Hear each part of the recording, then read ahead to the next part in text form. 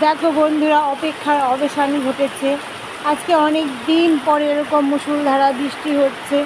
এবছরে আমাদের এখানে আর মুষলধারা বৃষ্টি হয়, যে কয়েকদিন বৃষ্টি হয়েছে শুধু ছোট ছোট কণা কণা ইলশে গুঁড়ির মতো বৃষ্টি হয়েছে। আর তাতেই দেখো কত কাদা হয়ে গেছে।